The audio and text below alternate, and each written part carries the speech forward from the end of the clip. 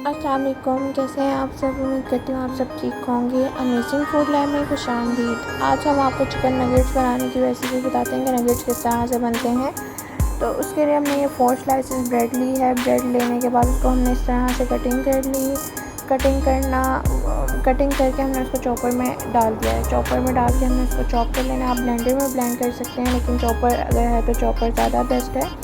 Chopper میں چاپ کر لیا، پھر ہم نے بون لیس چکن ایڈ کرنی ہے، ادرک لہسن کا پیسٹ ایڈ کرنا ہے، سویا سوس ایڈ کرنا ہے، گرم مسالہ 1 T spoon, red chilli 1 T spoon, salt.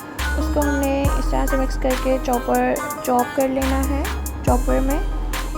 یہ چاپ ہو گیا ہمارا، اس کا سارا مکسچر ہم نے بنا لیا۔ اس میں ہم نے اس طرح سے آئل ایڈ کر کے اس کو اپنے ہاتھ کی مدد سے اس طرح سے ہم نے اس کی لیئر بنا لینی ہے۔ پھر اس کی ہم نے اس طرح سے کٹنگ کر لینی ہے۔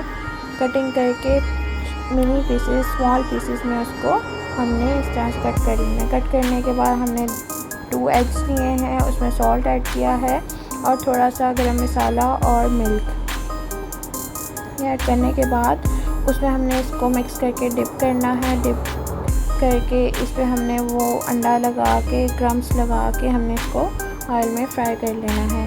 نگیٹس بنانا بہت ہی آسان ہے، آپ گھر میں ایزیلی ان کو بنا سکتے ہیں، بچوں کو لنچ میں دے سکتے ہیں اسکول کے لیے، اور ویسے بھی کوئی گیسٹ آ جائے تو آپ ان کو فرائی کر کے فریز کر کے رکھ دیں اور پھر فرائی کر کے ان کو سرو کر دیں۔